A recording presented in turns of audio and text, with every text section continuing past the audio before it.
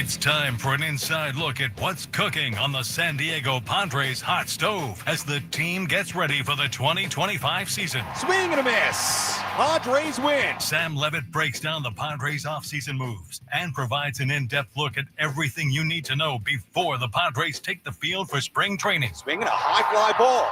Deep left center. This one way back and gone. Plus the latest headlines from around Major League Baseball and analysis of what's happening around the big leagues. Breaking news out of baseball. Welcome to Inside San Diego Baseball with the Padres Radio Network's pre- and post-game host, Sam Levitt. It's a Wednesday night, and that can only mean one thing and one thing only. I guess it can actually mean a number of different things, but in San Diego on 97.3 The Fan, it means it's time for Inside San Diego Baseball, our once-a-week show where we talk all things Padres baseball and beyond. Sam Levitt with you from Padres Spring Training in Arizona. We are once again live from the Airbnb in Glendale. Things going very, very well here at the Airbnb. For those of you watching on YouTube, you might have noticed I flipped around my camera. Now you got a great view of my kitchen. It's been the studio for a number of my segments on our daily shows as well. Everything going well here in Arizona, and we will take you up until 9 p.m. on this Wednesday night, talking all things Padres baseball, and we really do have a lot to discuss.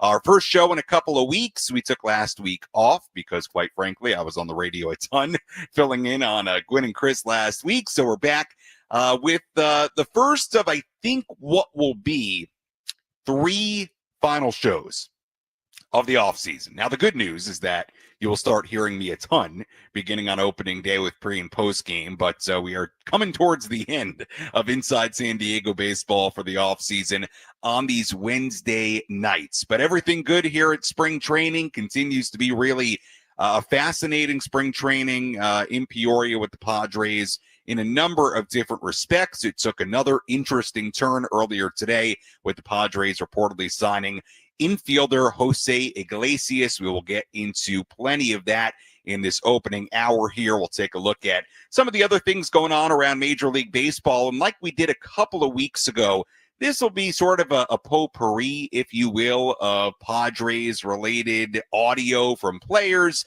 just to give you a little taste of who we'll hear from today. It'll be a mix of Major League guys and also some minor league guys that you may not know a ton about, you may not have heard on the station yet over the course of the last couple of weeks. But really one of the beauties of spring training, while we always have a focus on the big players and the guys making the hundreds of millions of dollars, the really cool part about spring training, or one of the really cool parts to me, is we get to meet for the first time some of the prospects. And I'll get into it a little bit later, but I saw a couple of the Padres' top draft picks earlier today on the backfields, and I'll tell you, one in particular was really, really impressive. So who are we going to hear from tonight? We'll hear from Mike Shildt on a number of different topics. We'll hear from Nick Pivetta, who made his Padres debut in the Cactus League yesterday, did a really nice job. Michael King made his 2025 Cactus League debut today, did a nice job. We'll hear from him. We'll hear from Omar Cruz, top 30 prospect in the Padres system. Really interesting story. Alec Jacob, who continues to have a terrific spring, and with some of the pitching injuries the Padres have right now, I would say there's a pretty good shot that Alec Jacob could make this opening day roster. We'll hear from Tyler Wade. Really good interview with Tyler. We'll hear from Tirso Ornelas as well, who has had a terrific spring training. So a little bit of everything. You'll hear from the major leaguers, Pivetta, King, Tyler Wade, and you'll also hear from guys like Omar Cruz and Tirso Ornelas. So we'll mix it up as the first hour of the program, first hour and second hour of the program rolls along, and we'll get into Jose Iglesias, really the news of the day, in just a moment. Just to give you just a quick update on what's going on here as far as the day-to-day of Padres spring training. Padres lost to the Rockies earlier today, 4-3 in Peoria. Padres now 3-9 in the Cactus League. So the Cactus League title hopes are not looking great for the Padres here in 2025. Very unfortunate. We're all very angry about that, with the Padres sitting at 3-9 in Cactus League play. Really, the highlight of the day was Michael King, who was, little wild in the first inning, maybe to be expected. His Cactus League debut did not allow a hit, went 2 innings, 3 strikeouts, really settled in after getting out of trouble in the first inning. He threw a grand total of 35 pitches in this game today. Padres did a nice job beyond that on the pitching side of things. Wes Benjamin, who you might know the Padres signed a couple of weeks ago after spending 3 seasons in Korea, pitched the scoreless inning. Robert Suarez, tell you what, he had a really rough outing the other day where he was just all over the place, walking guys. Did not look like the Robert Suarez we know. Bounced back nicely today. Much better inning, much better outing, scoreless inning for Robert. So that was good to see. Tom Cosgrove, a scoreless inning. Alec Jacob, a scoreless inning. Austin Davis, scoreless inning. A couple of runs here and there. Juan Nunez gave up a couple of unearned runs, some sloppy defense for the Padres. But all in all, again, Rockies win it 4-3. You don't put a whole lot of stock into the final score, but we do take a look, obviously, at the performances. The offense has been pretty quiet for the Padres so far in spring. I would not fret. It is March 5th. Would be nice to see some of the bats get going in the coming weeks, of course. You'd love to see that. But, look, everybody's been relatively healthy so far, so that's really the good news. Fernando Tatis Jr., I thought, took a couple of really good at-bats today. Mike Shildt mentioned Jake Cronenworth's at-bats after the game. So, look, you want good at-bats. You want hit here or there.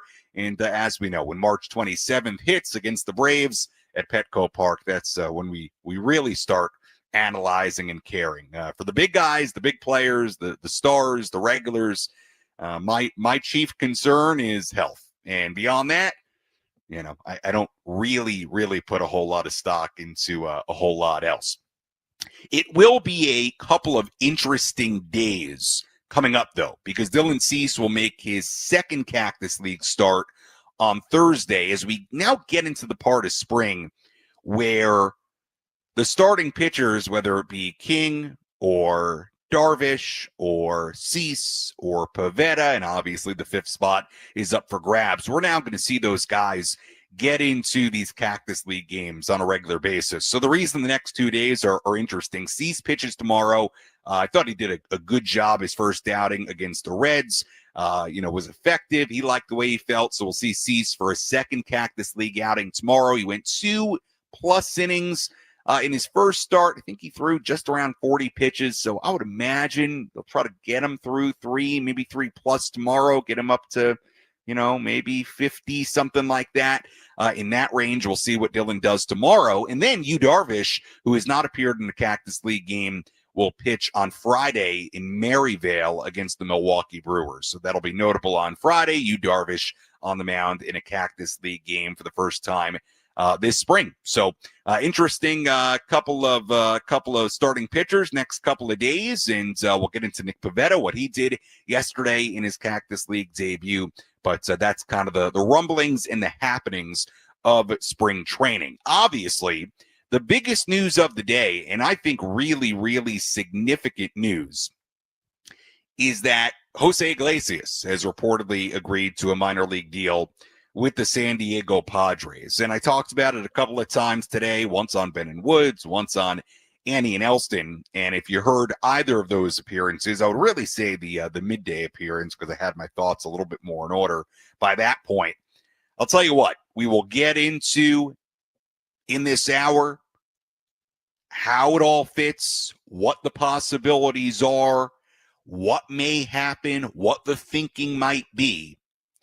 But regardless of the rest of the picture, I love this signing for the Padres.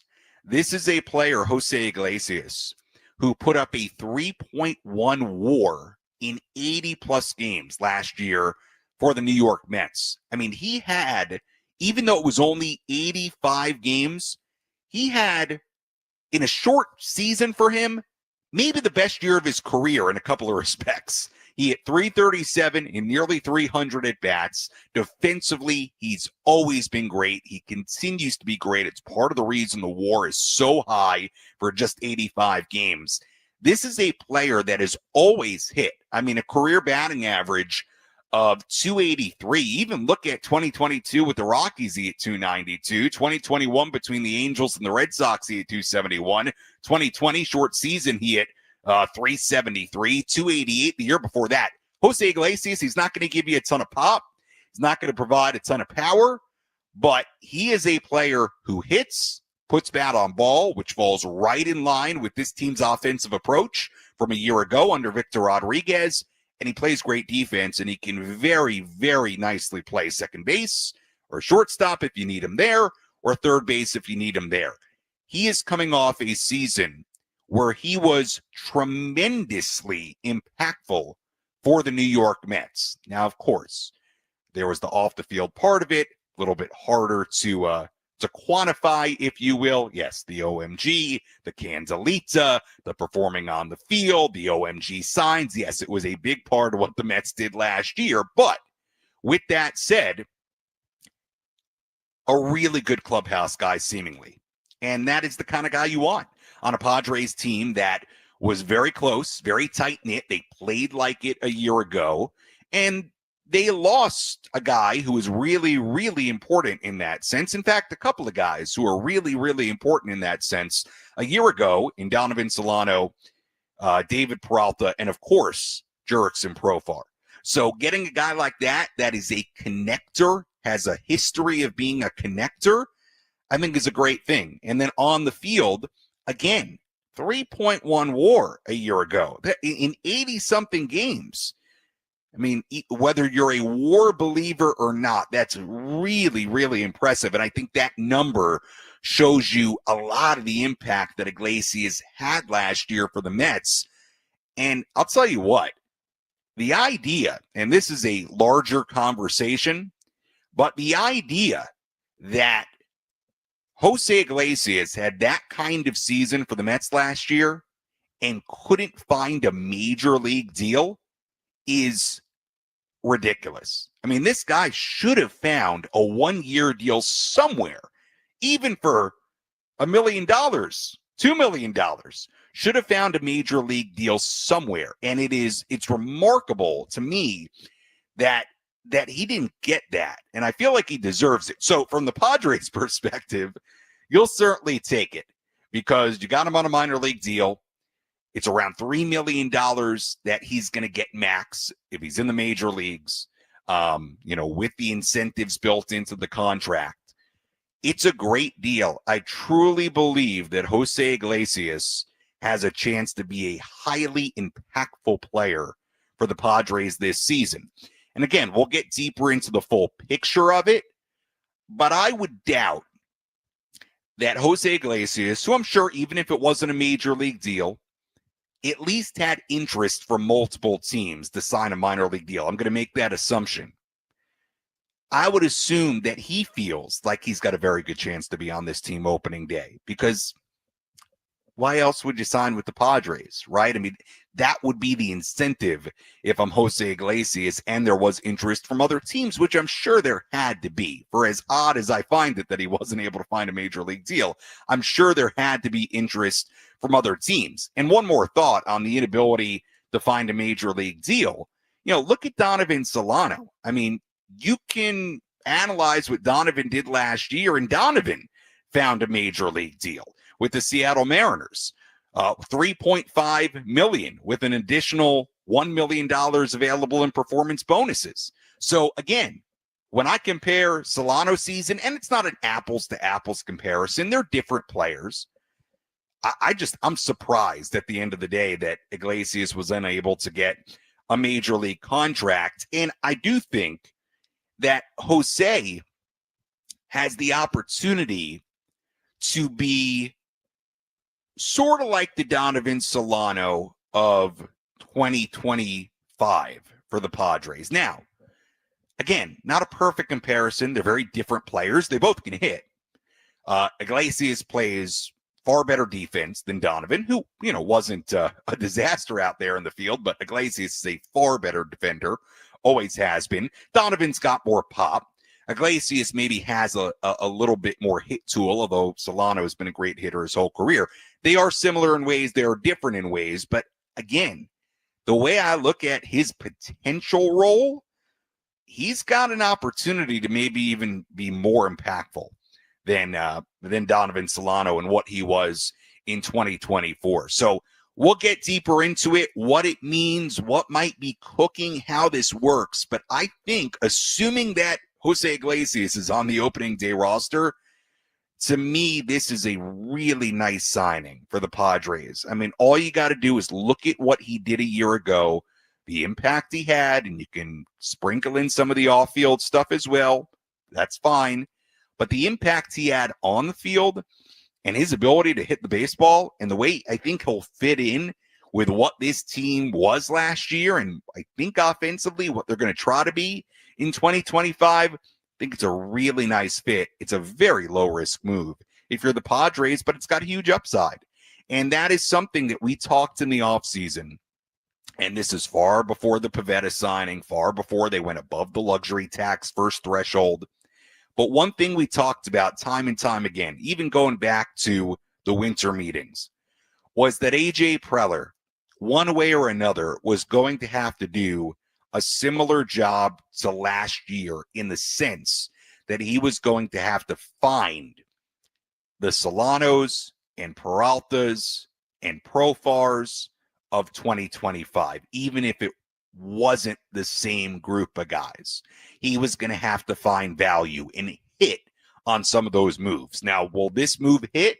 Will it be as much a success as Profar was, as Solano was, as Peralta was? We don't know that. It may not be. I may be hyping up Jose Iglesias here today, and you know what? He can't hit for a month, and he's DFA'd. That might happen. But, number one, I don't think it's likely to happen. I think he's going to be good. And number two, AJ's got to be able, what it feels like is this is one of those moves where you're hoping that's the case, where you're hoping you found the Solano, Peralta, Profar type player of last year. Time will tell if that's the case. It's a hard thing to do to hit as much as AJ hit a year ago, but this kind of move has that potential, and I think has the potential to be a truly impactful move for the Padres with the signing of Jose Iglesias, Mr. OMG. Well, step aside. When we come back, we'll talk a little bit deeper about the Iglesias signing. We'll get into some of the audio we have for you from Mike Shildt, from various players as well. I'll check in with Frank, who was Mr. OMG himself last year, watching Jose Iglesias. So I want to get the Frank perspective from the Met fan perspective of what Iglesias was. Not so much on the field, not so much off the field. I get what he was off the field with the OMG, the singing Candelita, got it. But Frank watched him a lot on the field. And I think we got to talk about, okay, what is he really on the field, and how did he impact that team last year on the field? Because, again, the guy hit over 330 and nearly 300 at-bats. I mean, that's half a season. It's nothing to sneeze at for a guy that was not making very much money at all. So we'll check in with Frank. And throughout the program, we will take your phone calls. 833-288-0973, 833-288-0973. If you want to chime in, give us your thoughts about the Jose Iglesias signing, anything else related to spring training. We've got competition. We've got a battle for the fifth starter spot. We got a lot to talk about, and we will get into all of it over the course of the next hour and 40 minutes or so. Give us a phone call, send us a tweet, watch us on YouTube, however you want to enjoy tonight's show. We're back with more after this on San Diego's #1 sports station, 97.3 The Fan.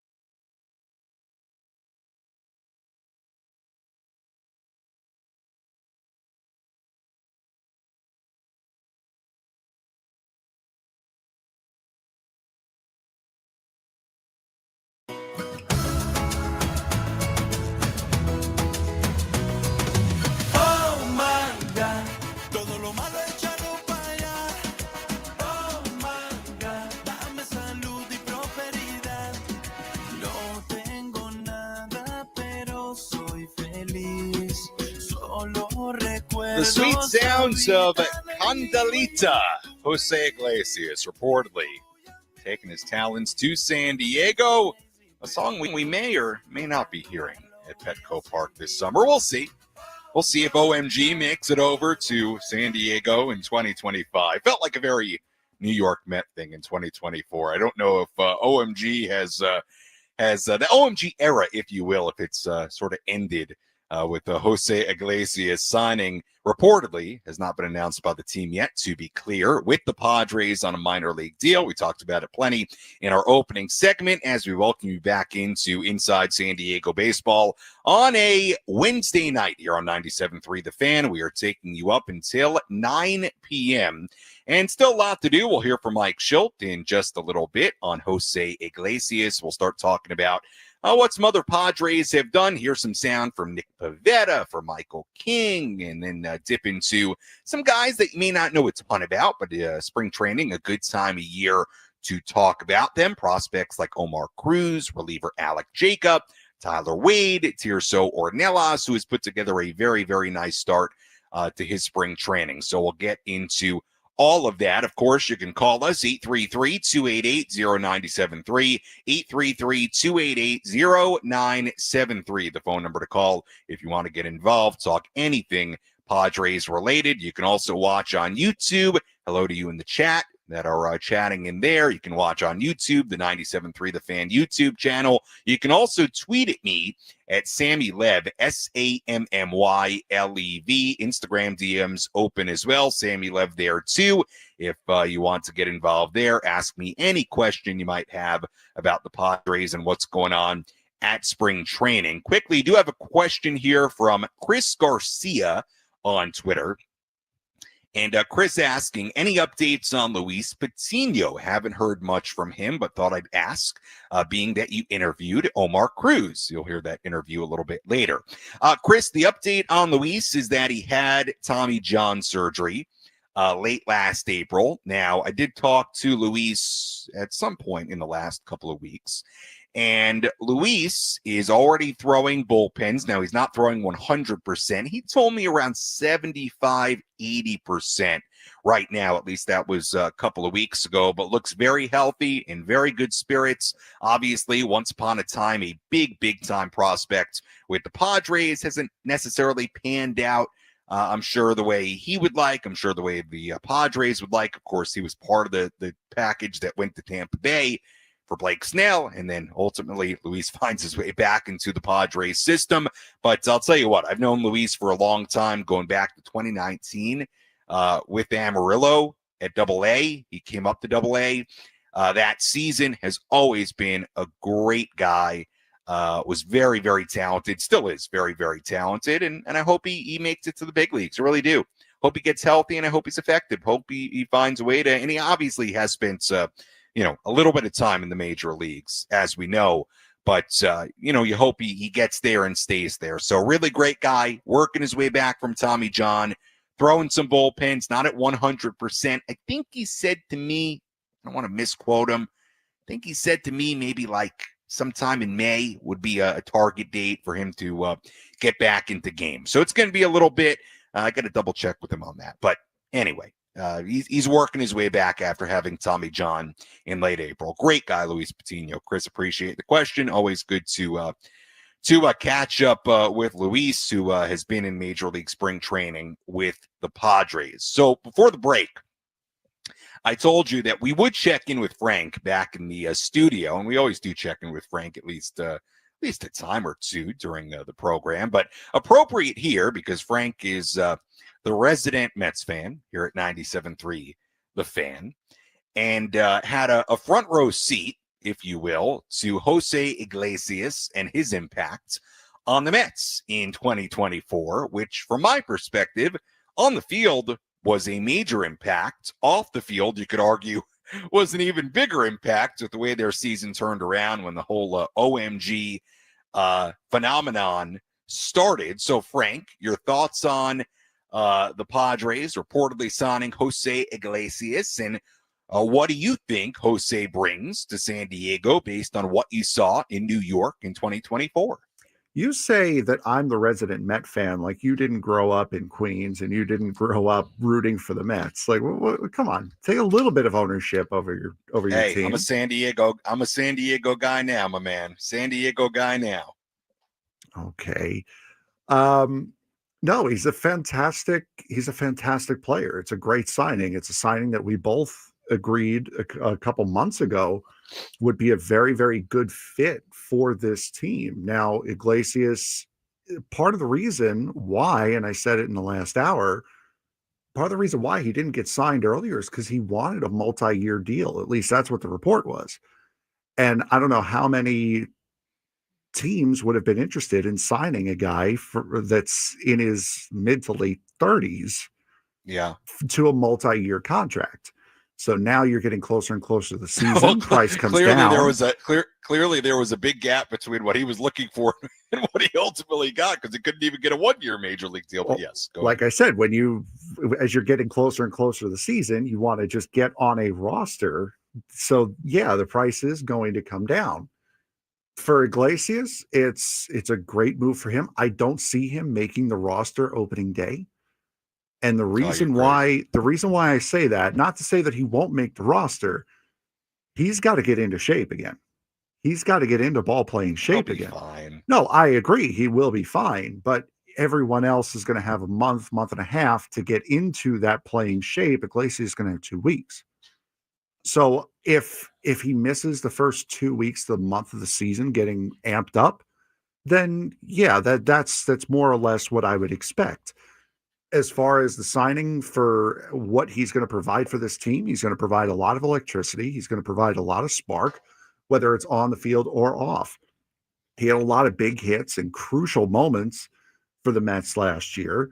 He also played very, very well defensively, and with his defensive ability, being able to move between third base, short, and second, it's going to be a very, very valuable to this team in order to have somebody like that, and for somebody who can bring energy to all these different positions on any given call. He knows he's not a starter anymore. He's going to be a guy who's going to be coming off the bench a couple times a week. He knows his role. He's happy with it, and he's going to kill it in that role. He absolutely is. I have all the faith in the world in Candelita. Yeah, absolutely. Yeah, look, I really, really like it. I really do. I do think he'll be on the opening day roster. I don't think it's going to be a problem for him to get up to speed, and I'm sure he's in shape. He strikes me as one of those guys that probably could roll out of bed in December and hit a fastball. I think get him working out, get him some live ABs, get him into some games. I also say this because, and I really do think this, I highly doubt you're bringing him in. And I'm going to say it this way, a guy of his caliber, because of what he did last year and what he's done in his career, if you don't think he's going to be on the team. I really think this is the kind of move that signals he's going to be on the team, which, look, makes the whole situation very, very interesting. And we really haven't even touched this part of it, which is, what does it mean for the rest of this team? What does it mean for what else the Padres may or may not do? Because I will admit, while I love this signing, I really, really do, my initial reaction was, it's kind of interesting. The way they're currently constructed, I don't really need another infielder. You got a couple of bench spots open. Like, it just seemed like a weird fit. But then you start thinking about it a little bit more, and you start wondering, okay, well, let's talk about how Jose Iglesias could fit first, regardless of anything else. And I guess there's a couple of ways, more than a couple, a few different ways you can think about Jose Iglesias fitting on this team. Number one would be more of a bench guy who can play multiple positions, who, will start from time to time, who, I don't know, might even be your DH from time to time, but is more of a bench guy. Against right-handers, look, I haven't dove into his splits, to be honest with you, but if I'm thinking about their lineup against a right-hander, maybe is more of a classic bench guy, pinch hitter late, kind of like Donovan Solano was last year. That's a good way to put it. what Donovan Solano was last year, which was start every now and then, be a very good pinch hitter off the bench late in a game, start when needed, and certainly he was needed to start at times last year for extended periods last year. That could certainly be a role for Jose Iglesias. My other thought, though, is that this could actually end up being a much, much more regular time player. And the way that happens, in my mind, is he fits in on the right side of your infield / DH. You could argue that with Iglesias, the best Padre infield and DH situation would actually be Iglesias at second base, moving Cronenworth to first base, and taking Luis Ariz and putting him at DH. I could make the argument that with Iglesias on the team, that is the best version of the Padres defense right there. Now, you will have to contend with the fact that I don't think Luis Ariz wants to DH every day. I don't know what the Padres think about that. Not only about Ariz DHing every day, but about maybe making Luis not the happiest camper by DHing every day. I don't know the answer to that. All I can tell you is I don't get the sense that Luis wants to DH every day. But even with that said, Luis may not have to DH every day because maybe there's a scenario, again, when you talk about the right side of the infield, DH spot, where, well, okay, Jose's going to play, out of 7 games in a week, 5 of them, and sometimes he might play the right side of the infield. You could DH him a little bit, but the point is, one way or another fits into that right side of the infield DH role where he could be more of an everyday type player. Now, is Jose going to perform well enough to keep that spot? I don't know the answer to that question. He certainly, when he had opportunities with the Mets last year, thrived in them. I think he's certainly a good enough hitter to be pretty much an everyday guy. Is there a guarantee he's going to excel? No. But again, if the worst thing that happens out of this contract is that Jose Iglesias somehow ends up being a sub-200 hitter, and in a month you say, all right, thanks, Jose, send you on your way, so be it, okay? It's not going to be much of any kind of monetary blow because the month with Jose Iglesias didn't work out. Look, you could even have days. Again, I'm not saying these are all ideal, but you mix him in with the right side of the infield DH scenario, right? One way or another. And I will say, if Iglesias is going to be in your lineup, I'd want him to play defense because his defense is really good. And by the way, it doesn't mean he's going to play defense every day, but it may end up, whereas before today, you're looking at Luis Ariz and you're saying, well, Luis is going to be your first baseman most days. I mean, yeah, is Luis going to DH from time to time? I'm sure. Who's going to be your first baseman most days? So maybe, and look, I'm going to be glued to see what now happens here at spring training on the right side of the infield. I've not seen Jay Cronenworth play very much first base at all, even in drills this spring, and he hasn't played it in the Cactus League games. You will learn something if Jake starts going over to first base more to get his reps in there. That would indicate to me that there's a little shifting going on. It also, beyond just where he fits in with the right side of the infield and the DH spot and how he would actually be worked in if he's more than just a bench guy and more of a Solano type, because that may be what he is, at least to start. It may be what he is. The other part of it that's interesting is, look, we've talked about this for a couple of weeks now. There are, not counting the backup catcher spot, which you reserve for a catcher, obviously. They're essentially, if you're assuming that Hayward's on the team, that Joe, by the way, Connor Joe does have options left, okay, just to note it, okay, as there's now another guy in the mix.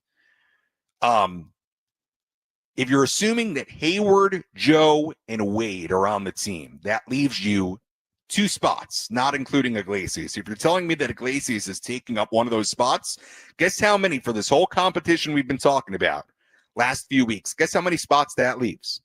Uno. 1.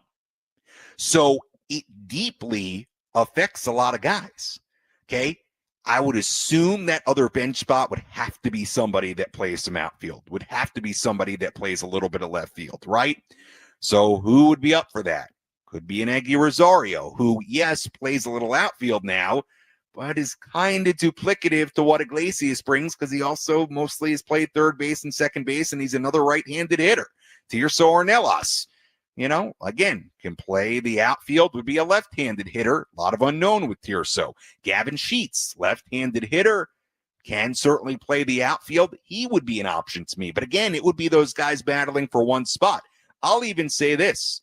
I love Tyler Wade. You're going to hear from Tyler Wade a little bit later in the show. I think the world of Tyler Wade and what he brings to this team and his personality, and you want to talk about a connecting player, a clubhouse guy, Tyler is that mold. I think a lot of Tyler Wade. A lot of you have heard me say that before. But if I'm being honest, in a baseball sense, Tyler and Jose Iglesias they do kind of the same thing. Now, Tyler can play a little outfield, which Jose doesn't do. But Tyler's going to be a guy who can play multiple infield positions. One's a righty, one's a lefty. I understand that. But they're a little duplicative because they both play the infield. They both can pinch hit late. They both could pinch run late. I think Wade might run a little better than Iglesias. I'm not sure who would win in a race. But the point is, are you really going to have Iglesias and Wade on your bench? I don't know. So now, again, the wheels start turning to where you start thinking, so how are they going to fit, assuming Iglesias is on the team, how are they actually going to fit him in? Somebody, one way or another, is going to sort of be the odd man left out. Again, Connor Joe reported today, I think it was Kevin Acey, I don't want to misquote Kevin, reporting that Joe has options left. I don't know, could somebody like that start at an El Paso? I don't know. I don't think so. I've kind of assumed this whole time that Joe and Hayward, and I'll put Wade in there too, because I really don't see Tyler Wade not being on this team, are going to be on the team. So again, if you add Iglesias, it leaves you one spot on your bench left. And then you have, I think, the guys that we've talked about so much. Ornelas, Rosario, Sheets. I'll put Brandon Lockridge in that category as well. There are a number of other guys who have played in the Cactus League games who you could add into that mix. Those are the four names that really I feel like are the leaders in the clubhouse. And to me, it would have to be somebody who can play a little outfield. It would just have to be. Lockridge is interesting because he can play multiple outfield positions. He's really fast again. So again, I love the signing and what Iglesias can bring. It's a little unclear what it means for everybody else. And I know we got to get to break here. I'll also say this, that's an interesting part. And Craig brought this up to me earlier in the day, and I thought it was a good point. There's also the possibility of a trade. And look, I don't think you make this signing then knowing, hey, we're going to do something. But when I say trade, that could be something on the more minor side. Like, hey, why is Eggy Rosario playing so much in spring? Could it be a showcase for Eggy? Could they try to ship Eggy off with maybe a package of players and get something back? Maybe. Could it be something bigger? That's kind of I think the looming question that's been there all off season is, will there be a move to move somebody significant? I don't see it personally, but you could sell me on that. Those conversations are going on, and maybe having an Iglesias would make it a little bit easier. But I don't know. I don't expect it. So to me at this moment, like I usually do during spring training, I try to deal in the reality of what's in the clubhouse. And right now, everybody's still there. And you're trying to figure out how Iglesias is going to fit in, because I do think he's going to fit in. I do. Unless something happens like Frank alluded to where he's not ready for opening day, which I don't think is going to happen. To me, he doesn't come here, and the Padres probably don't sign him if he's not going to be on the opening day roster. That's the way I feel about it. I think that's the way a lot of people feel about it. So we'll see. But I love the signing. It just, how is it going to affect everybody else? I think is the key question. But from a pure talent impact standpoint, like Frank alluded to, what he did with the Mets last year, I really like it. And if it doesn't work out for some reason, it doesn't work out. No big deal. All right, let's step aside. We'll come back. One final segment in this hour. We'll hear from Mike Shildt on Jose Iglesias. Then we'll sort of wrap up the Iglesias portion of the evening. Phone number to call, 833-288-0973, 833-288-0973. The phone number. You're listening to Inside San Diego Baseball on a Wednesday night until 9 p.m. here on San Diego's #1 sports station, 97.3 The Fan.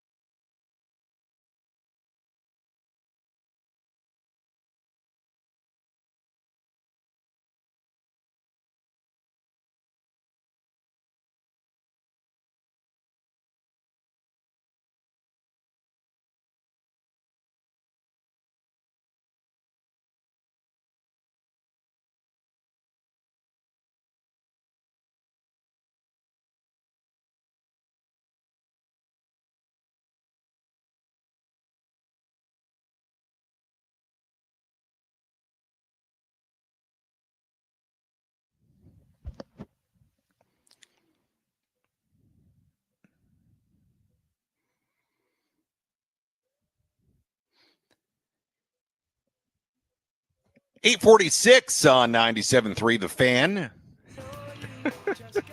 On this Wednesday night, Sam Levitt with you from Arizona, Padres Spring Training. It is 7:46 Pacific time. I said 8:46. It's 8:46 where I am, 7:46 where you are listening in San Diego. My apologies.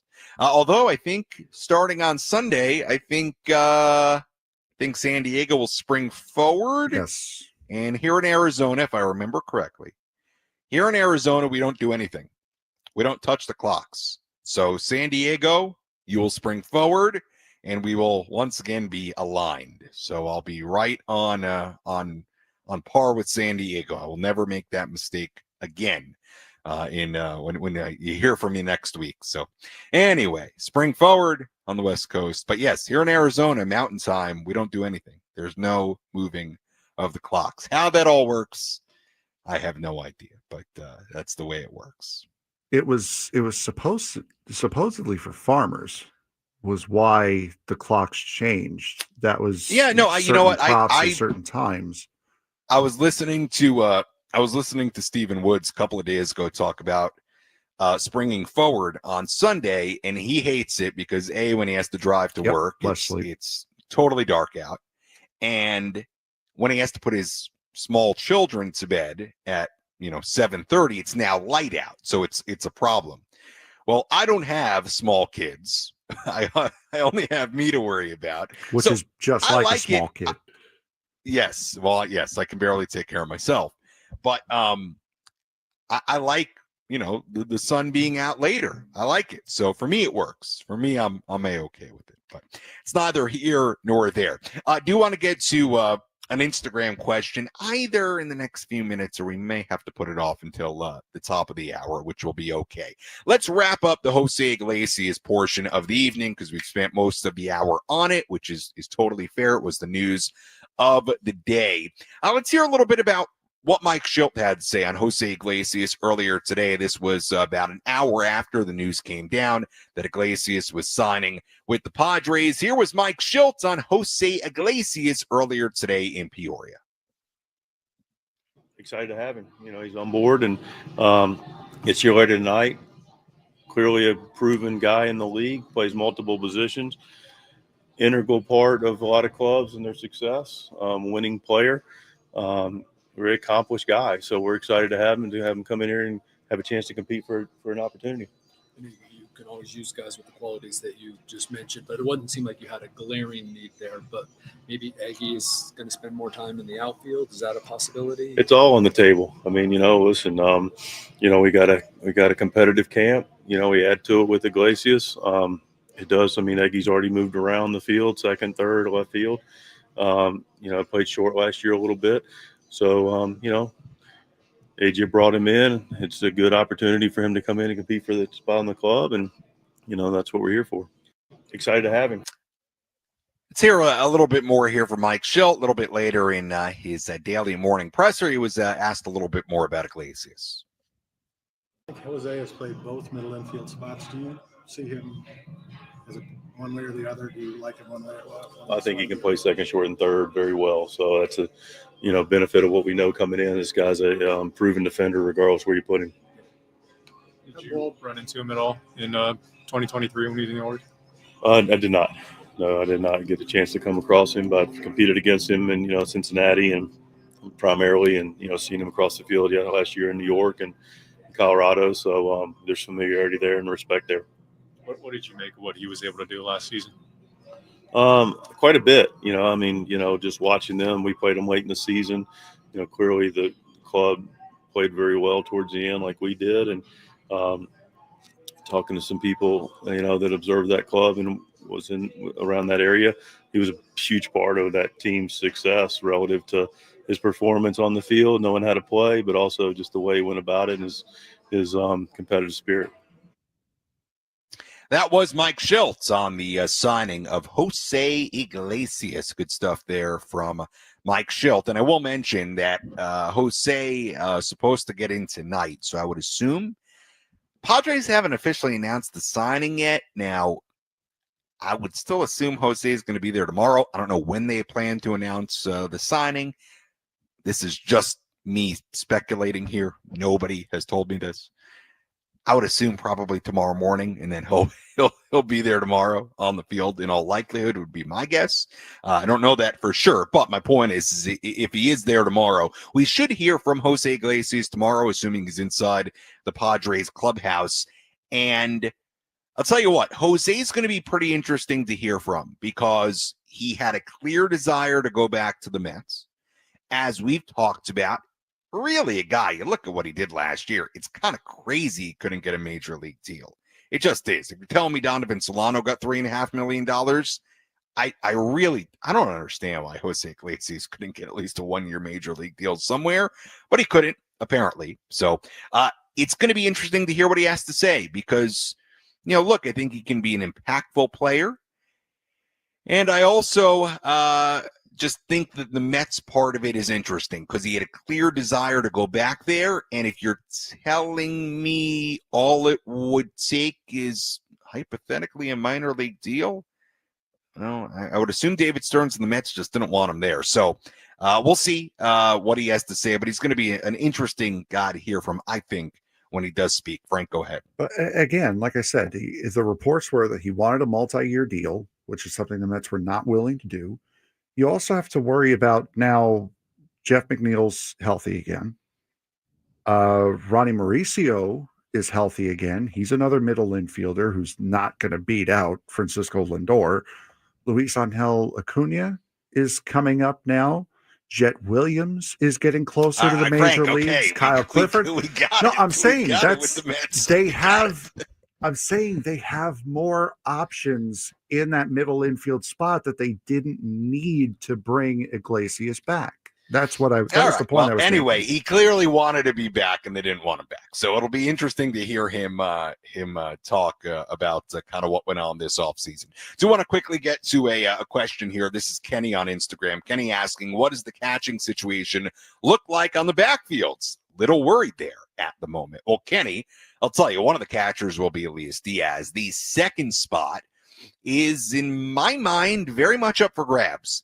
I don't know what way they're going to go with it. It's, I would say, something that, well, obviously will crystallize in the coming weeks. And I would like it to crystallize to me, as far as the information I have it, in the next week or two as well. Because I will tell you, Martin Maldonado has played in a lot of these games. He's a true veteran who, can play good defense. Not going to give you a ton offensively.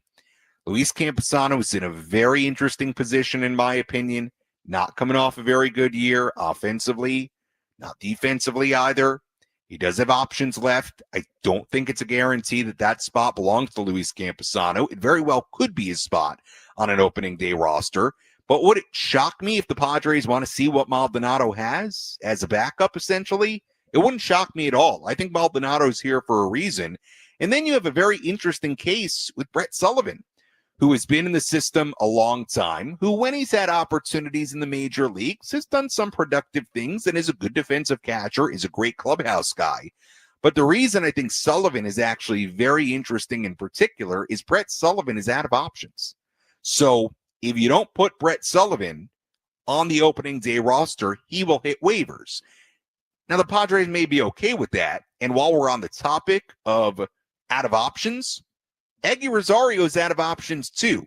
So we did a lot of talking in that last segment about how the Iglesias signing affects everybody else. Well, we talked about Eggy Rosario. Eggy's out of options. So if the Padres don't put him on the opening day roster, he goes on waivers. That could play into what they do with Eggy at the start of the year, where you say, you know what?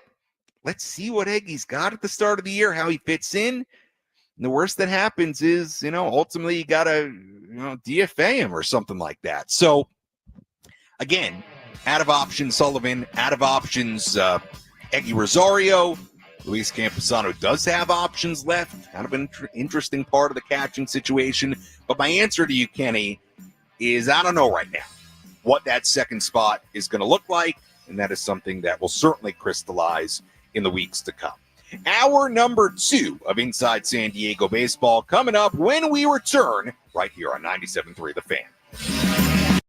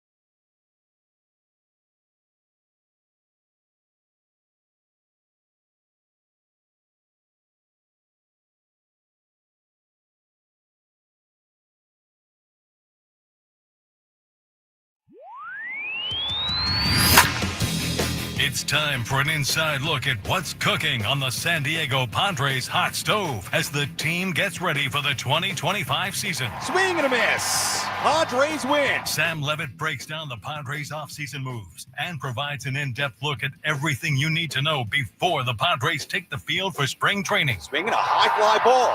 Deep left center. This one way back and gone. Plus the latest headlines from around Major League Baseball and analysis of what's happening around the big leagues. Breaking news out of baseball. Welcome to Inside San Diego Baseball with the Padres Radio Network's pre- and post-game host, Sam Levitt.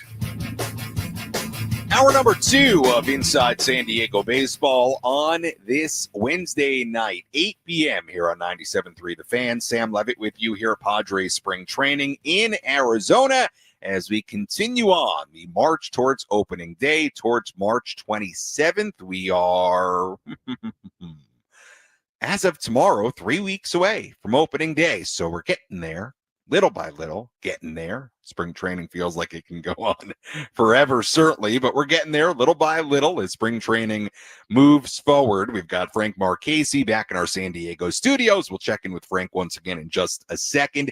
A little bit of a different hour number 2 than hour number 1. Hour number 1, we got you up to speed on some of the things going on at spring training.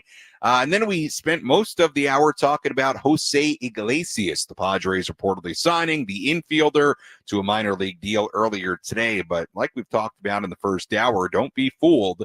Just because it's a minor league deal, I think, there's a pretty darn good chance Iglesias is going to be on this opening day roster.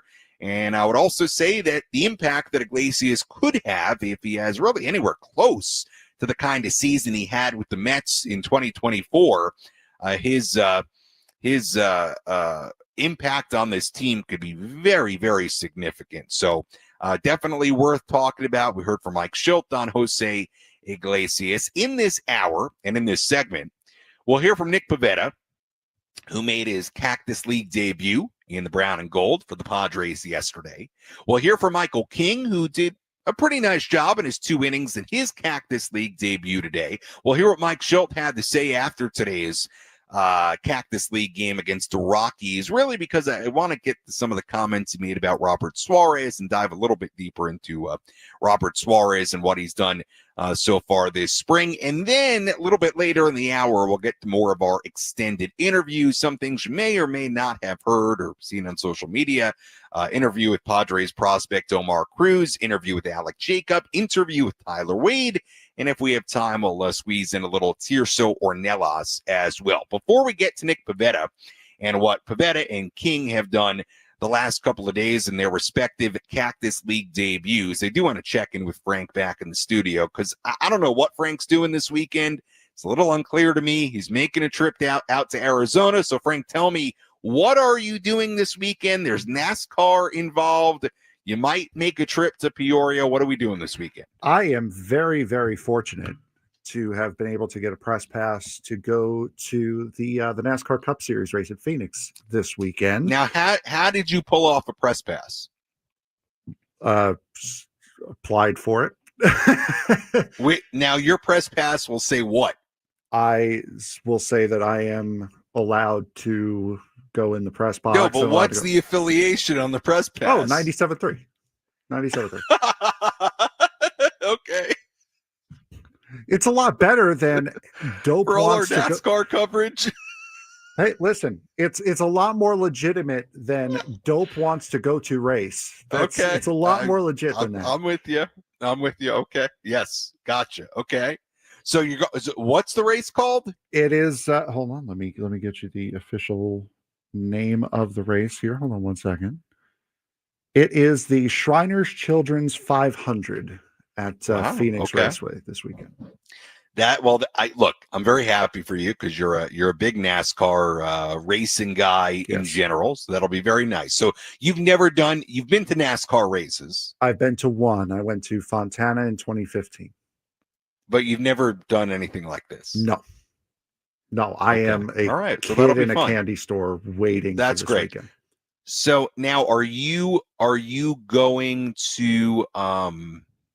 to go up to Peoria? I'm still undecided on that. I want Okay. to. I don't know if the wallet will allow me to stay the extra Okay. night to go up to Peoria, but if I can, I will. Because I know Okay. they're playing All the right. Well, Reds let me on know. Monday. Okay, in Peoria Yes. on Monday. Yes. Okay. All right. Well, Frank, that'll be fun. Good for you. So what day is that? The race? Sunday. So I'll be leaving. Sunday.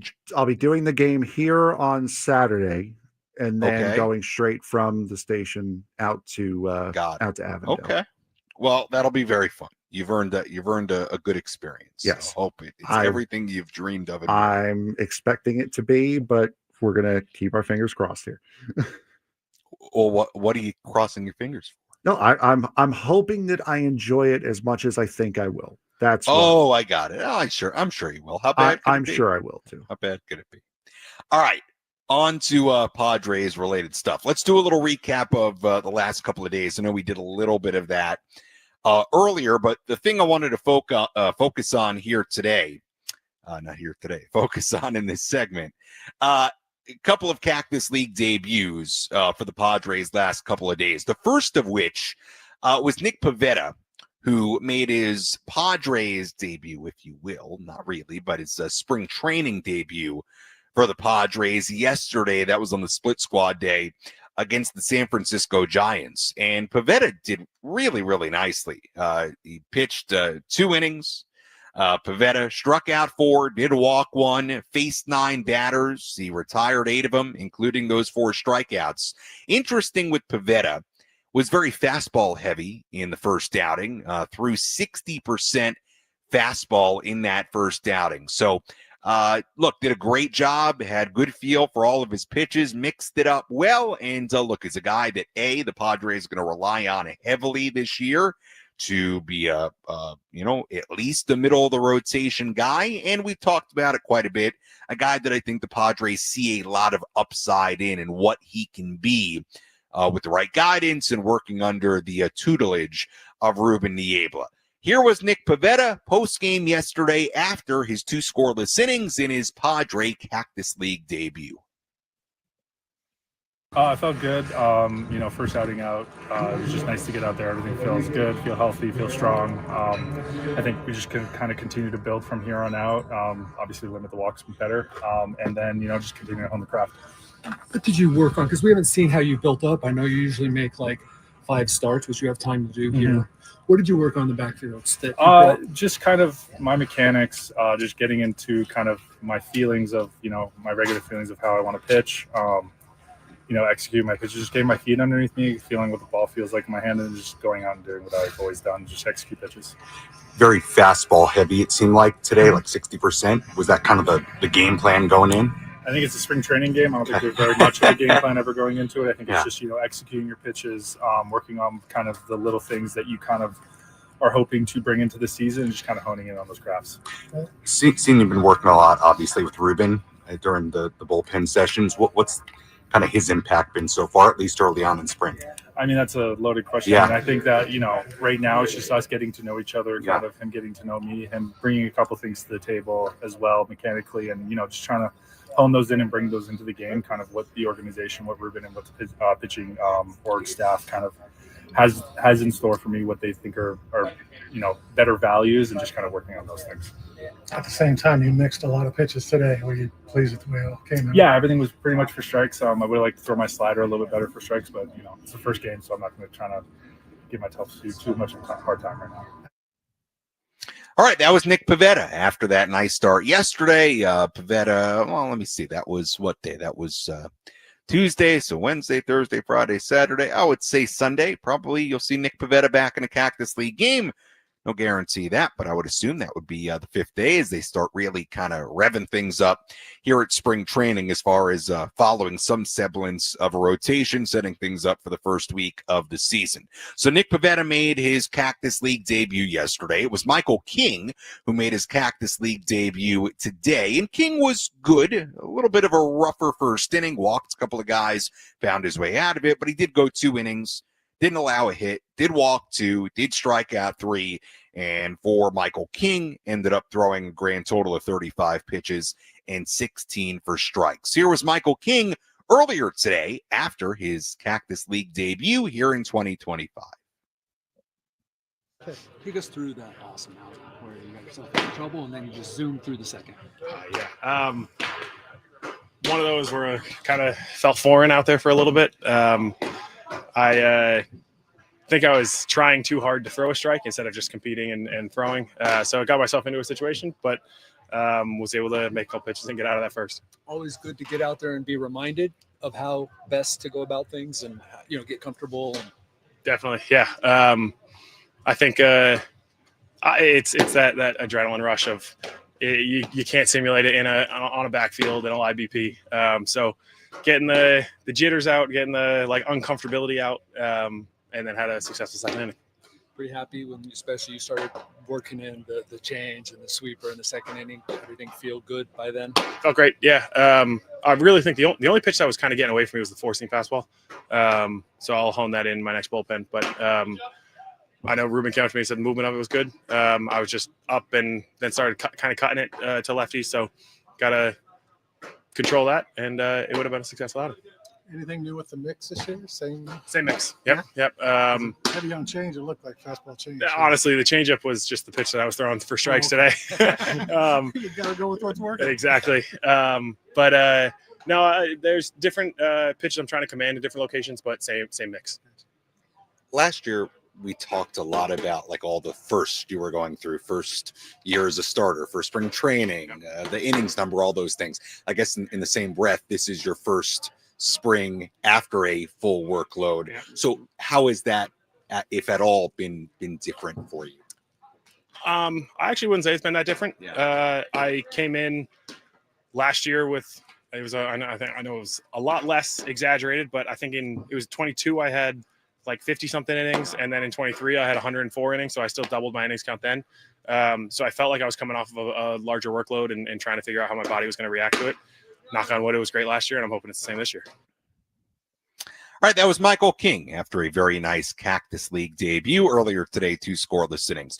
Do want to get to one more piece of audio here in this segment. This was Mike Shildt after today's game against Colorado. You'll hear a little bit on Michael King, a little bit on the quality of at-bats for Fernando Tatis Jr., and then I thought interesting back and forth on Robert Suarez, and we'll get into Suarez after we hear this clip from Mike Shildt. That's why you get that first one out of the way. Mike King gets on there and then clicks for him, and he's I thought it came out good. Changeup was filthy. Couple close misses on some three ball counts, but I thought the ball real well. Ball was coming out good. Really good, encouraging first outing for Michael. You'll figure he'll even increase his workload this season to maybe even 200 if you can get in there. Yeah, I mean we'll take it by ear. We don't have a number in mind. The good news is he has a reference point from last year with his innings, and we'll look to see how the year takes us. But if he can get to 200 innings, that'd be a heck of a thing. I mean, he's pitching well. Some good at bats from Toddy today. Yeah, it's top of my list. The Toddy at bat, Crony at bats. Have been really good. He hitting a lot of balls at people, but Toddy really good at bat, works the walk. And then he's on the barrel a lot this spring. Looks great. And so really encouraging the bats from Toddy. What did you think of the off-speed stuff that Robert Suarez was throwing today?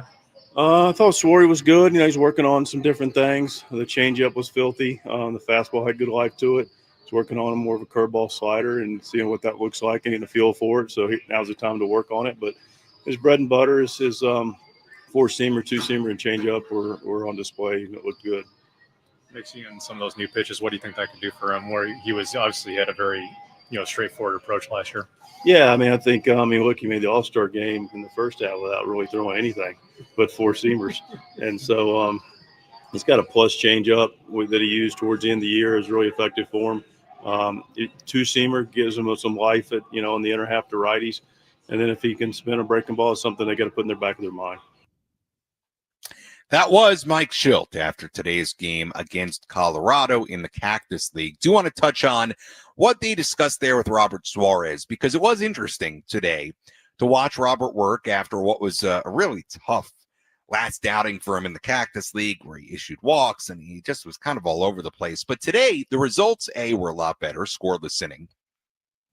But also, you look at what he threw. Now, you heard Mike Shildt allude to it there, that Robert was an all-star last year, basically throwing a four-seam fastball, and that was it. And you might remember for an extended stretch of last season, Robert basically threw fastballs, and that was it. I mean, he went outings without throwing a single pitch other than a four-seam fastball.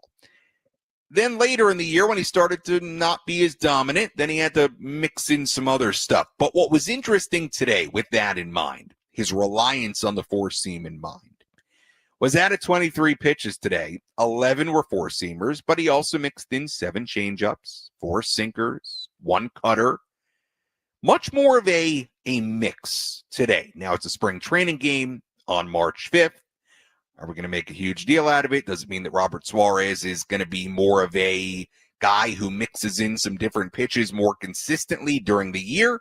I don't know that it means that. It's spring training. It is the time of year to work on stuff like this. But it is worth noting and worth thinking about, and this is something on my to-do list as well to talk to some people about. Have an idea that maybe he has the idea that he's got to mix it up more this year.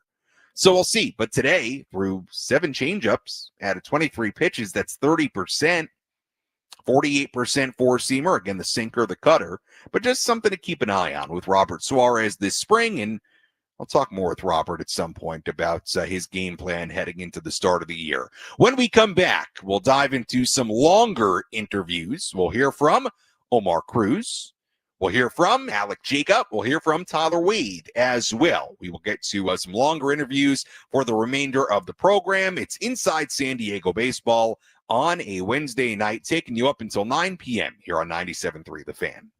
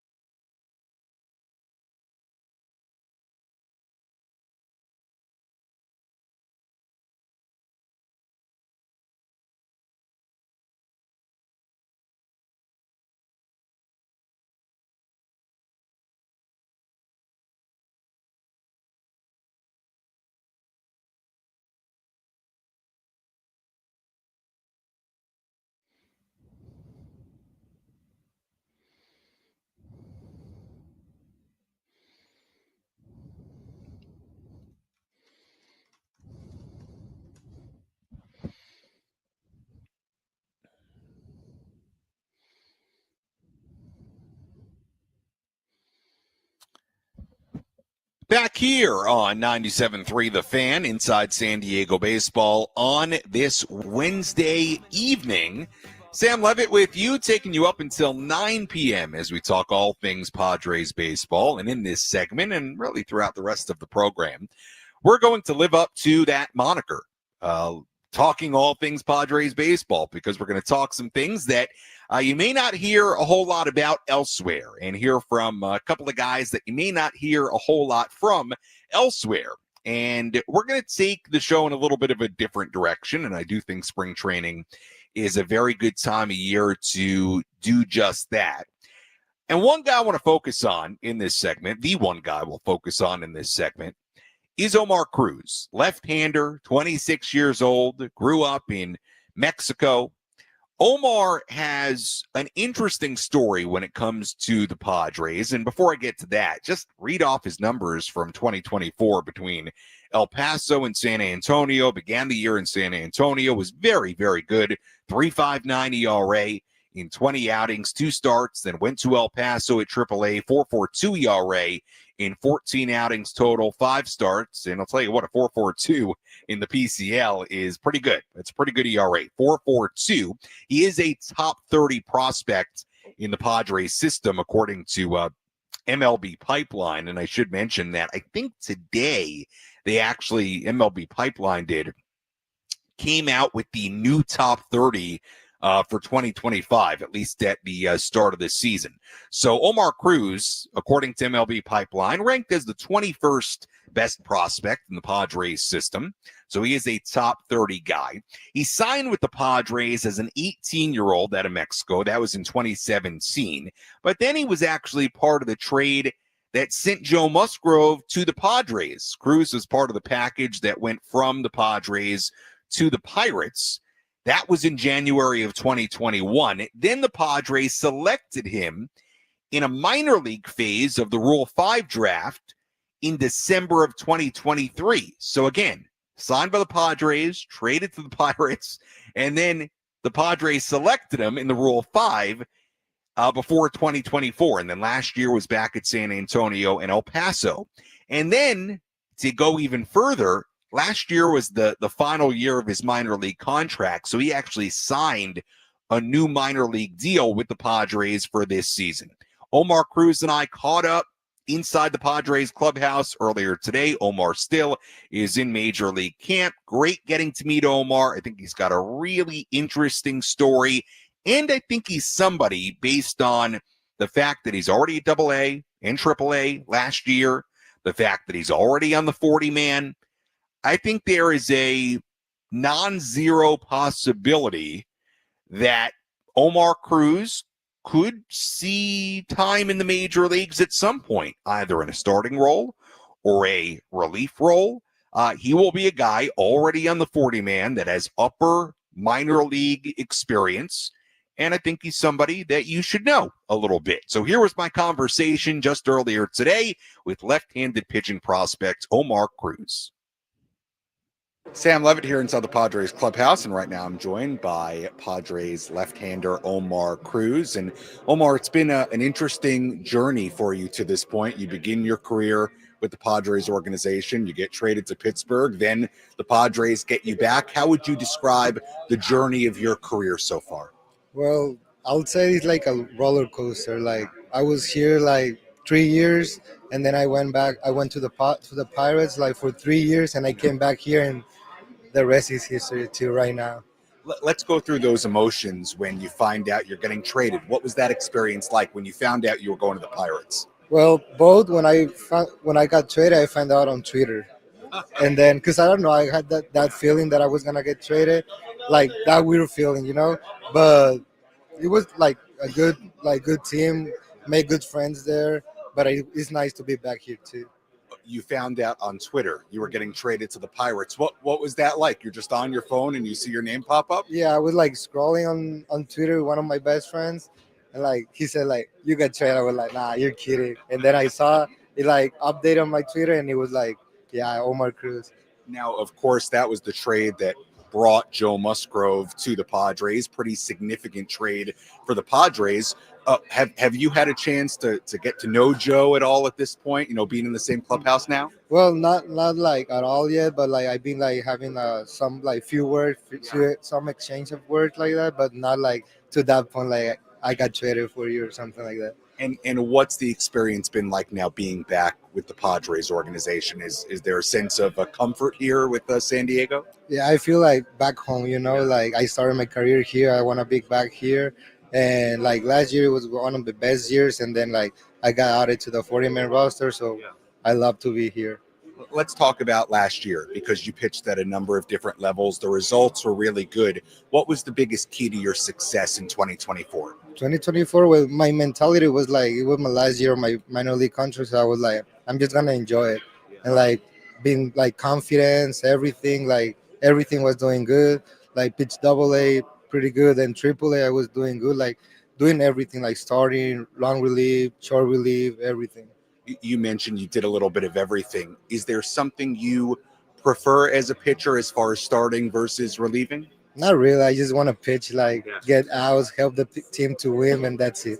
You mentioned your confidence level. What were some of the things that helped you build that confidence last year? Well, I feel like playing winter ball helped me a lot because it was my first year playing winter ball last year in 2024. And I don't know, I feel it helped me a lot.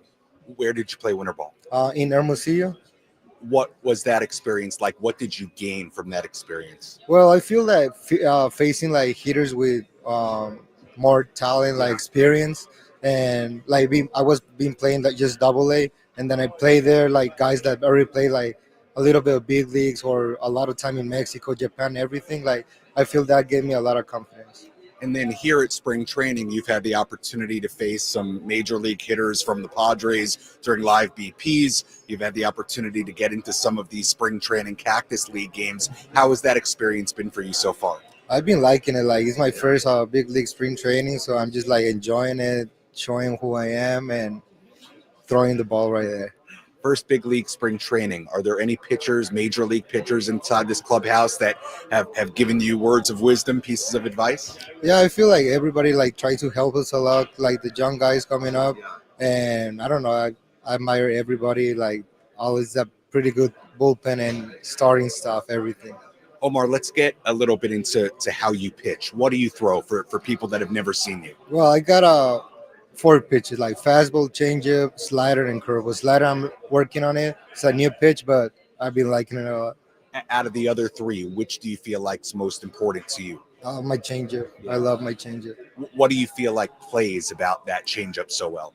Well, it plays a lot with my fastball because it's like the same. I feel it's like the same tunneling for my like changeup and fastball, and it's pretty good. As far as so you said fastball, changeup, curveball, and slider. Curveball, slider. With the curveball, because you said you're working on that slider. With that curveball, what do you feel like it does for you? I feel like I can open counts or finish the hitter with that curveball. Like, curveball was one of my first pitches, like best one. But like in 2020, I focused more on my changeup, and like I love more my changeup than my curveball now. Omar, as far as your opportunity here this spring, obviously inside the Major League clubhouse, what's your mindset for this season, no matter where you start and where you end up by the end of the year? Well, I'll do the same mentality as last year. Like I'm gonna take it like it's my last year, like to just enjoy it. But it's like not gonna be my last year. It was that mentality helped me last year, so I'm gonna keep that mentality, like to enjoy the season, to help the team win wherever I'm at. And you mentioned that last season was the final year of your minor league contract. So, I mean, you decided to come back to the Padres. Hypothetically, you could have gone to another organization. What brought you back to the Padres? Why did you want to be back here? Well, I didn't want to like experience another team. Like I felt home here. Like I left and then I came back, and I feel that 3 years that I had played here, I've been like pretty good. So I love the staff here is incredible. Like they helped me a lot and all that stuff. Finally, I see a lot of you guys, whether it's you and Juan Nunez, Henry Baez, Luis Patino, this whole row of lockers here. I see you guys talking a lot. You seem to really get along. what stands out to you about your relationship with some of the other guys inside this clubhouse, specifically some of the younger pitchers that are, in the minor leagues and trying to make the big leagues? Yeah, well, we just like how you see it. Like we always hear like joking around here, like outside too. Like, but like when it's moment like to focus like on work, like we're just there. Like we help each other. Like all of us, like we're kind of young, so we're trying to help us to go out. Omar, appreciate the time. Great talking to you. Great meeting you, and best of luck this coming season. Thank you very much. All right, that was Omar Cruz, left-handed pitching prospect for the Padres. How can you not love Omar Cruz after that interview, right? That's very good stuff from Omar. I'm rooting for Omar. Very, very good stuff with Omar Cruz earlier today inside the Padres clubhouse in Peoria. When we come back, we'll talk about and hear from one potential Padres reliever that could make the opening day roster that has certainly continued to turn some heads here at spring training. We'll also hear from Tyler Wade, and we'll put a bow on Inside San Diego Baseball on this Wednesday night. We are taking you up until 9 p.m. here on San Diego's #1 sports station, 97.3 The Fan.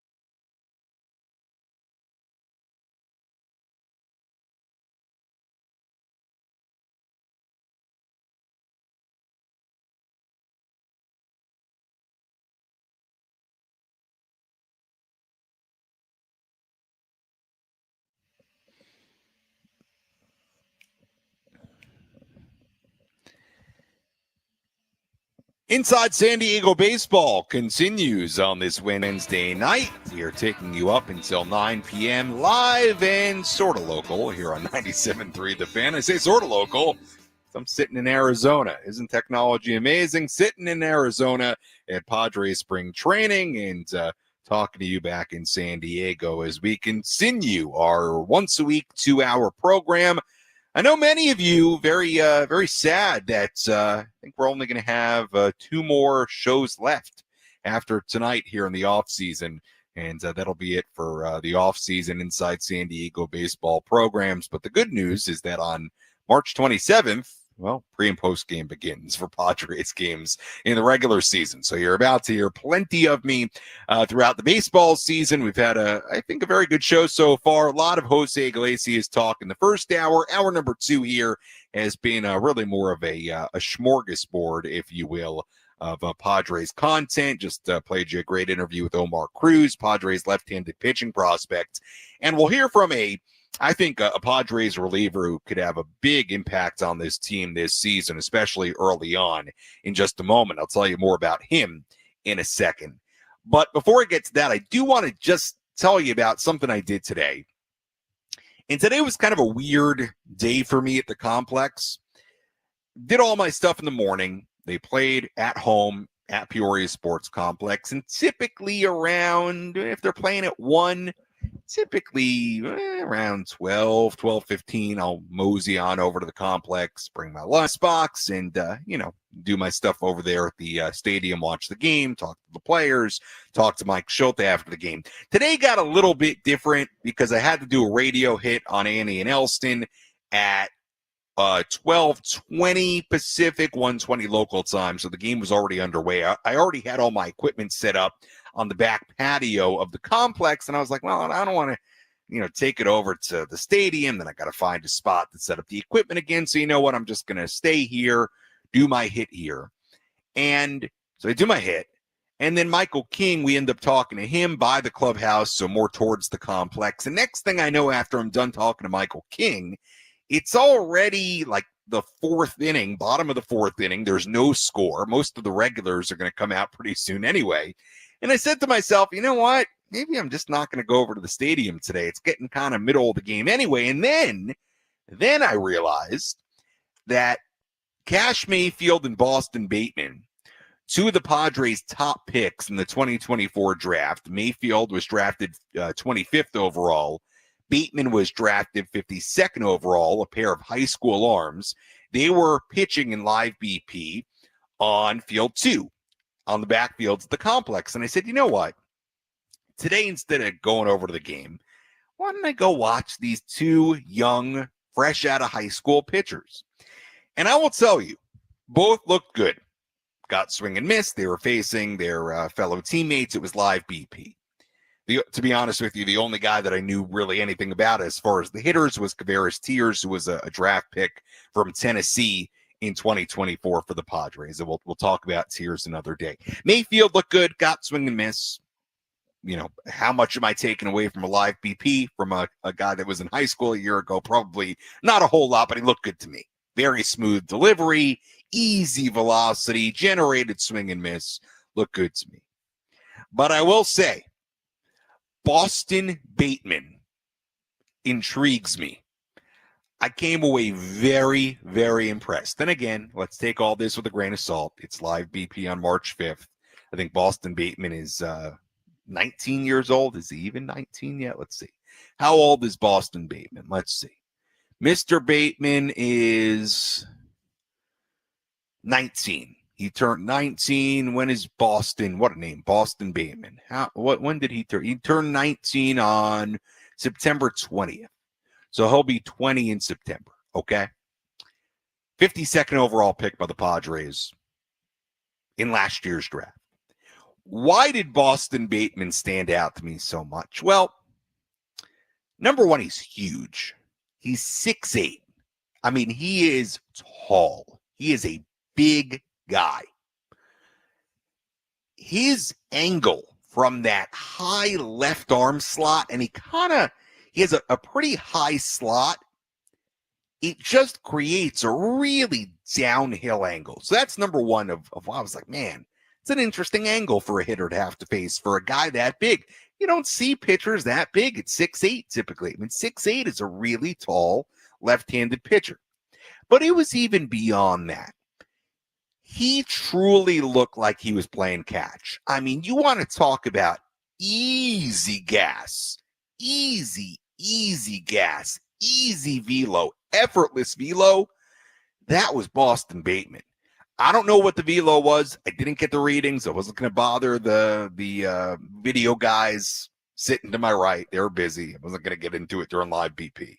Not today. But it looked easy, whatever it was, and it was coming in hot. And then the breaking stuff, I mean, really moved. I mean, he was getting big swings and misses, had what looked like a curveball that was really, really dynamic, broke a ton.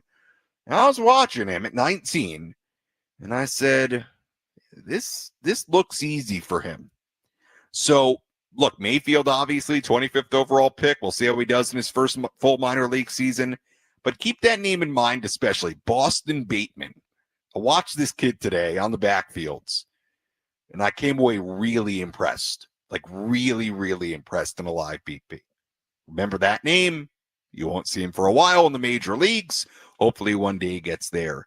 But remember those two names, Boston Bateman and Cash Mayfield. What names? Boston and Cash. Love it. Boston and Cash. Maybe a 1-2 punch in the Padres rotation someday down the road. Speaking of pitching, one reliever that continues, and I've talked about him before, whether it's here on this show or on my appearances on the daily shows, that continues to, in my mind, turn a lot of heads is Alec Jacob. Now, we've seen Alec Jacob in the major leagues. He has had a good amount of success when he's had his cups of coffee in the big leagues with the Padres. But whether it's been on the backfields, live BPs, simulated innings, or now in Cactus League games, Alec Jacob continues to do really, really well. His 3 outings so far in Cactus League games, 3 innings. He's given up a grand total of 2 hits. He struck out 4 in the 3 total innings. Hasn't walked anybody. Did give up an earned run. That was on the March 1st outing, 2 hits, but been good. And on the backfield, I mean, just getting so much swing and miss. And we know he's the side armor, has that very unusual arm slot.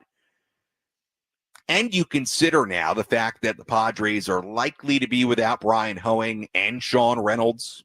Sean Reynolds, question of whether he would have been on the roster anyway, but certainly I would have put Hoeing on there. Hoeing dealing with the shoulder, has not thrown off a mound yet this spring. It's going to be a little bit. Reynolds still in a walking boot, dealing with the stress reaction in his right foot. He has not started throwing yet. He is throwing a little bit, just falls against the wall. But it's going to be a little bit until he gets back on a mound and starts ramping up. So I think 3 weeks away from spring training, it's pretty safe to say neither of those guys are going to be ready for opening day, even if they're already working their way back by opening day. Hopefully they are, but it seems unlikely those guys are going to be ready. So what does it do? It opens up a guaranteed 2 spots in the Padres pen. And I would say out of the candidates, Alec Jacob has a very, very good chance to make this team. Effective swing and miss, has done it a little bit at the major league level. And Alec Jacob is a guy who is very intriguing as a side-arming right-hander in the Padres bullpen.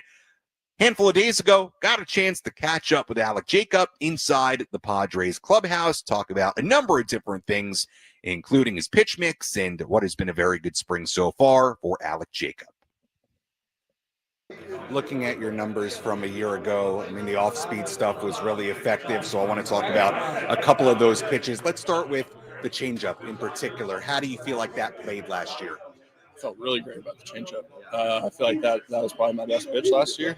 Really just want to keep doing what I was doing with it last year. I'm not trying to change anything with that, really just trying to perfect it and replace it, put it in the best place as possible. With the sweeper in particular, another pitch that had a lot of success. What did you like about the way you used it a year ago? Yeah, 24 felt like it wasn't quite as good as 23 actually. So I kind of this offseason kind of adjusted the sweeper a little bit, changed the grip, trying to get a little more vert on it. I think that's going to help me. I think it's going to play a little bit better. That's what the numbers just tell me. So I felt like it played good last year, but I wasn't getting the swing and miss that I wanted. So I'm trying to adjust a little bit. You mentioned the adjustment with the sweeper heading into the offseason and heading into this spring. What else were you working on? What were the goals this offseason? yeah, I mean, always trying to get better, right? Like always trying to get improve on all the pitches and trying to get more consistent with everything. I think that's the biggest thing as a pitcher is consistency. I just nothing too major really, just trying to change, shapes maybe a little bit here and there, trying to make myself a little bit more unconventional if possible. I think that's a big thing that I bring to the table. So just trying to find other ways to get guys off balance. Speaking of unconventional, getting guys off balance, obviously you have a unique delivery, unique arm slot. What do you feel like that does to hitters, the benefit of having that type of delivery? Yeah, I feel like a lot of times when I'll face a guy first time through, they're a little bit on the defensive end because they don't really know what to expect from me. So I think it's just providing a different look, providing something that you don't always see every day. I think I can kind of catch guys and put them in difficult positions, and just especially if I can stay on the attacking end. As far as Ruben Niebla, Padres pitching coach, guys constantly rave about working with him. What's the impact Ruben's had on you? Yeah, Ruben's been great. I mean, he's really just helped me become a pro and figure out how to be the best version of myself out there and be that consistent guy whenever the time calls, whether it's the fourth inning or the ninth inning, whatever you need. I think that's been a big thing for me. Obviously, there's a big jump from minor league baseball to big league baseball. And a lot of it can be a mindset thing. So I think that was a really big help for me. What do you feel like the biggest adjustment has been? Because when you originally came up, you were mostly that year at Double-A, and then you make a big jump. You're facing major league hitters, especially for somebody like yourself with the unique delivery arm slot. What was the biggest adjustment to face major league hitters? I think it kind of was just that. Don't think of it as it's the major leagues versus Double-A. This if you execute your pitches and you do what you can do, you're going to get the same. You're going to get guys out the same way that you do in Double-A. It's just maybe the mistakes will be punished a little bit more. So I think that was a big thing for me. Was don't look at who's in that box and be intimidated by anybody. Just stay on the attacking end. And I feel like I've been good with that, and I think that's led to a lot of success for me. Getting back to the pitch mix, we talked about the changeup, sweeper, you throw a sinker, four-seam fastball. How did you feel about those two versions of the fastball last year, and what's your mindset with those coming into spring? Yeah. So I felt like my four-seam played really well last year. I was actually really happy with it. And I felt like the sinker, maybe I used it a little too much. I don't know. It's something that we're going to be playing around with this spring for sure, trying to get my numbers, sort of usage numbers, very similar, sinker, four-seam, sweeper, and changeup, just trying to keep guys off balance as much as possible, trying to be unpredictable. So I think that'll help me. I think my usages were pretty wide. There's a wide margin between the two. Sinker was much heavier than four-seam, so I think that's gonna be a big help for me this year. That was Padres reliever Alec Jacob. Good stuff with Alec, and we'll see how Alec continues to do, and if he does indeed win a spot in the opening day roster as far as the Padres bullpen. Let's finish up our program here tonight. The great Tyler Wade, obviously a guy who means a lot to the Padres, played, I would say, a very key role in the Padres' success last season, what he brings on the field, off the field. Mike Shildt has certainly talked about what he brings as far as culture, as far as energy. To wrap up tonight's show, conversation one-on-one, along with a nice little guest appearance from Luisa Rise. Here was Tyler Wade and I earlier at spring training. Sam Levitt here in Peoria, Arizona at Padres Spring Training, and right now I'm joined by Padres infielder, sometimes outfielder even, Tyler Wade. Tyler, great to see you once again here in 2025 in the brown and gold. I want to start with something that your manager alluded to about you yesterday, and that was what you bring from a culture standpoint, from an energy standpoint. You were a really big part of this team in 2024, a team that won 93 games, and I think notably a team that was really tight, really close, played tough. What do you feel like you bring to this team and to this clubhouse? Yeah, energy, like you said it, man. Yeah. I feel like I'm charismatic. I like to have fun on the baseball field, and I think the guys in that room bring that out of me because everyone has the same common goal and everyone likes to have a good time on the field. And this is one of the first times I played with a team that plays free and they play for one another. And it brings the best out of me, and I think it brings the best out of everybody else as well. You could see that free nature last year, Yeah. the way you guys interacted, and I thought the way you guys came back in games. I mean, it just throughout the year seemed like a really special group. What stood out to you about last year's group in the regular season in particular? Yeah, I just think the willingness not to quit, getting this guy coming up behind me right He now. helped. Yeah, setting the tone and everything like that. But yeah, man, I think that's the confidence in one another. And at the end of the day, like, it's not over till it's over, and those 27 outs are done. And it showed, man. It doesn't matter what the lead is or how much we're down by. We feel like we have a chance to win the game. Would you agree? I agree, bro. He's one of the best teammates I ever see. So I ever play. He's one of the best. One of my favorite. One of your best teammates ever. Bro, he's a real teammate. So he support everybody, and then when he go play, he play like he play every day. You know, so that's why we love him a lot. All right, Luis, appreciate Love you, Luis. Thank you. Thank you, bro. See, you never know what's going to happen here in Peoria. I Never love do. that. Yeah. Let's talk about that guy, Luis Arise. He Yeah. joins the team. It was mid-May, late May. It was almost a year ago at this Crazy. point. Who can remember dates, right? He obviously is a tremendous pure hitter, but watching him every day, being around him, what stands out to you? His consistency. What's up, Jay? His consistency, wanted to be great. He's one of those guys where you know exactly where he's at the exact time, and his routine is super. The focus level of his routine is something I've never seen before. It's very minimal, but it translates to the game, and you see it day in and day out. And it's something that for me helped me as a hitter, because you know similar profiles. But yeah, I learned a lot from him, man, and he's a great part of this team. He's a big part of this team, and just seeing his energy like that, what makes me great is having guys like him. So Jackson Merrill is a guy who shows up here last year, 20 years old. He's now 21. Obviously, when you think about where he was a year ago to where he is now, it's two totally different places. Crazy. What was it like for you? And I know you guys are close, to watch him accomplish what he did last year. Yeah, so I knew he was going to be great from the day I met him. Obviously, coming here last year, I was new and I was just kind of sitting back and watching, and I was obviously watching him because he was young and I knew who he was. But the willingness of learning and being a sponge and asking the right questions and the hunger, and then seeing how that translated into all the success he had, and he was the same guy every single day. He didn't get too high, too low, and man, I'm excited to see you too from Jackson. One of my favorite things about last season, talking to you a lot, is you and I talked about your routine, because you're a guy who plays all over. You know, you could be on the bench, but you never know how you might impact a game. It could be defense, it could be a pinch hit appearance, it could be base running. You never quite know. This time of year, spring training, what are you doing to get ready for the really multifaceted role you have on this team? We kind of talked about it last year. It's the same routine every single day. So when it's game 150, my routine hasn't changed. And I take pride in that. And, you know, Shildt and the staff does a really good job of communicating what my role will be.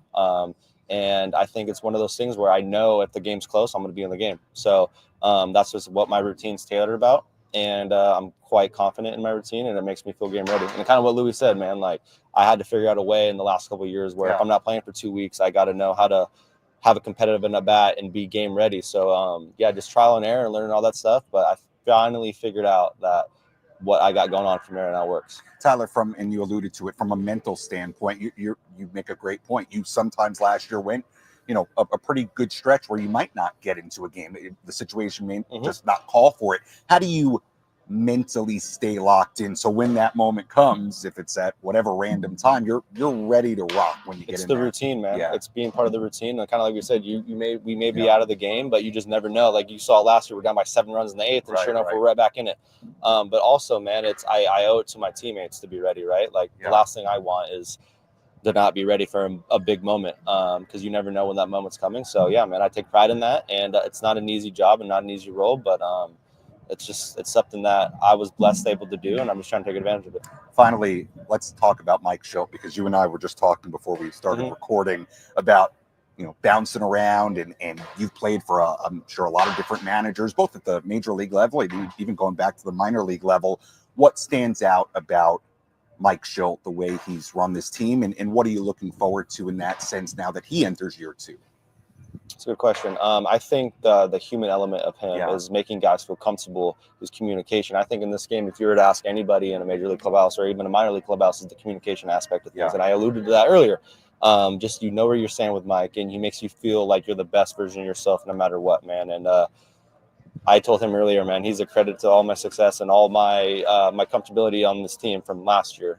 So yeah, I'm looking forward to working with him year 2, and we got big goals ahead. Well, Tyler, as always, appreciate the time. We got a great cameo from Yeah, oh, yeah. Luis as well. Good luck with everything this season. Great to have you back in San Diego, and we'll continue to talk to you throughout the year. Thank you, man. Appreciate you.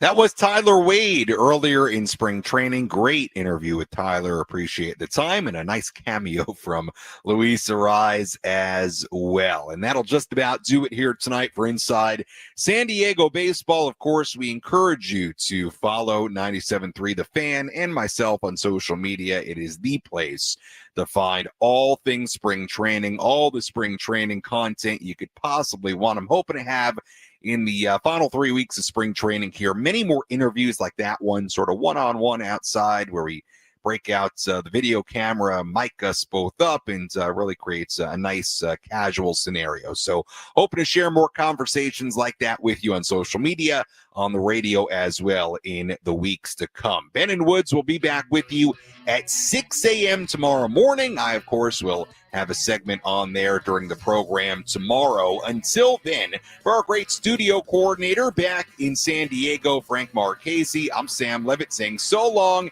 and good night for this edition of Inside San Diego Baseball. We are back live and local at 6 a.m. tomorrow right here on San Diego's #1 sports station, 97.3 The Fan. Have a great night, everybody.